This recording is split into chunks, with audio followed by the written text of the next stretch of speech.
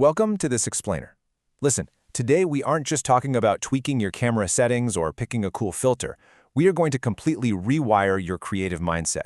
Think of this as a premium deep dive masterclass into the sheer psychology of cinematic storytelling. If you've ever sat there wondering exactly how visionary directors craft those unforgettable images that just embed themselves in your brain long after the credits roll, well, you're in the exact right place. Let's jump right in. So, first things first, what actually separates a simple movie from true cinematic art? A movie's often just a passive distraction, right? It's entertainment meant to keep you occupied for a couple of hours on a Sunday afternoon. But cinema is an active assault on the senses. It absolutely demands your engagement. And the absolute core secret here, it's intentionality. True cinematic art requires relentless intentionality in every single frame, every soundscape, and every shadow. World-class filmmakers don't just show you what is happening, they make you feel it on a deeply visceral level. When you think about the intense focus required of a true director, it's pretty staggering. Amateurs constantly fall into this trap of believing they're just, one expensive camera or a massive studio budget away from making a masterpiece. But here's the reality. True artistry isn't about the budget. It's entirely about the psychology behind the lens. It's about how you manipulate time, space, and human emotion using the exact tools you already have in your hands.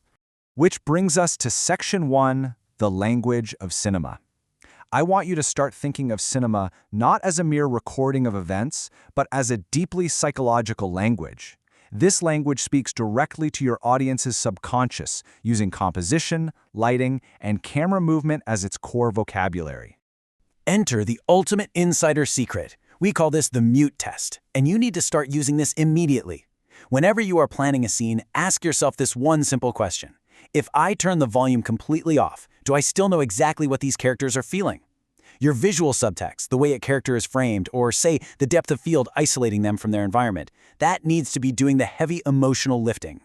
And honestly, this is the exact dividing line between amateur and professional execution.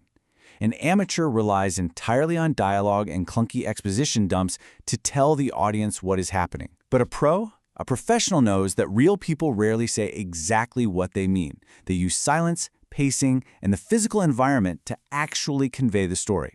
In fact, some of the most powerful cinematic moments in history are completely, utterly silent.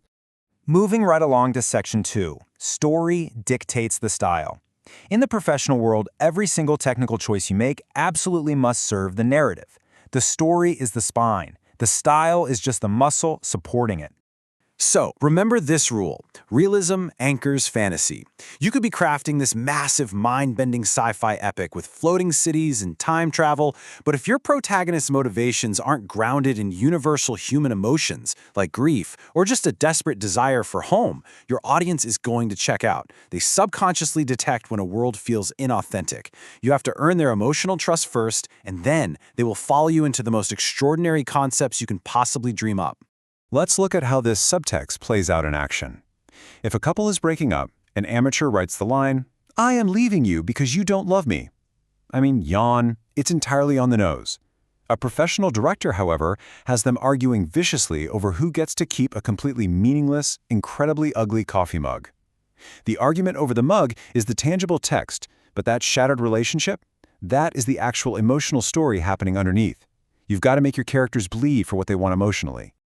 All right, let's get a bit technical with Section 3, the psychology of lenses.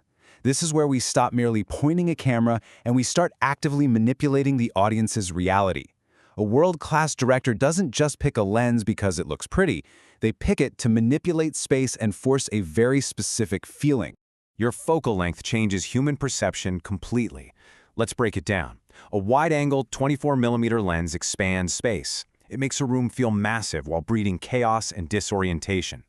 But switch to a 135mm telephoto lens and you instantly compress the space, bringing the background right up against your character's neck for this suffocating claustrophobia. Think about the famous dolly zoom technique, where you move the camera backward while zooming in. It distorts the perspective so the background literally warps around the character. It's the ultimate visual representation of a character realizing their entire world is collapsing. Every technical choice is an emotional choice, for sure. And because of that, there is a brutal, unspoken rule in the editing room. Kill your darlings. You have to check your ego at the door. Look, you might have frozen outside for 6 hours setting up this breathtaking, highly complex gimbal shot, but if you get into the edit bay and realize it slows down the emotional pacing, cut it. It hurts, I know, but it is necessary. You have to serve the film, not your ego. Which brings us to Section 4, Sculpting Scenes with Shadows. Here is the secret most beginners completely miss. Cinematic lighting is almost never about adding brightness. It is entirely about meticulously controlling your shadows. An amateur walks onto a set and tries to light the entire room just so the camera can see everything. The result? A flat, washed-out image that looks like a cheap soap opera. A pro, on the other hand, lights the actors. They use practical, motivated sources, like a desk lamp or maybe a neon sign outside a window, to sculpt the mood and give the environment a deeply authentic, three-dimensional feel. So here it is, the ultimate 5-step Hollywood lighting blueprint. First, plunge the room into absolute darkness, pitch black. Second, bring in your key light. That's your motivated source. Third, shape the actor's face, making sure you catch that little sparkle in their eye to make them feel alive. Fourth, and trust me, this is where the magic happens, bring in black flags for negative fill. You physically block ambient light to deepen the shadows on the unlit side of their face. Finally, add a subtle backlight to carve their shoulders out from the background. That, my friends, is how you sculpt cinema. Now, the quality of that light changes the genre entirely. Hard light, like a bare bulb, creates harsh, unforgiving shadows. Think of a gritty, noir interrogation room, right?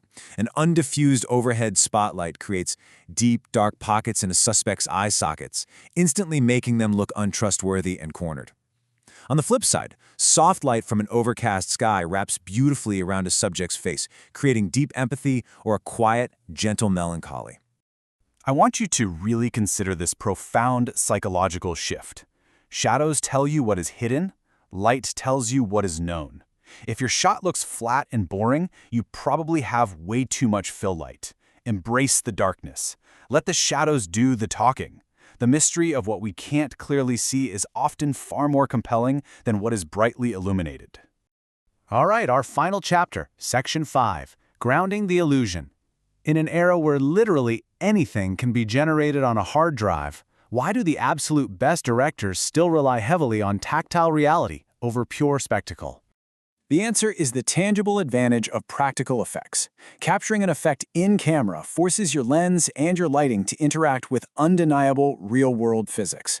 But more importantly, your actors give a significantly better performance because they are reacting to something tangible, rather than just staring at a green screen tennis ball on a stick. CGI is a miraculous tool, no doubt, but the pros use it to enhance a practical shot or erase wires, rather than creating reality from scratch. This gritty, real quality anchors the audience's belief in your world. So, we've decoded the psychology of lenses, the sheer power of negative fill, and the absolute necessity of a story-first mindset. Now, the burden of execution is on you. How will you use these secrets to elevate your very next shoot? The next time you pick up a camera, ask yourself, are you just going to record what's in front of you? Or are you finally ready to direct where the audience looks, thinks, and feels? The blueprint is yours. Now go craft some cinema.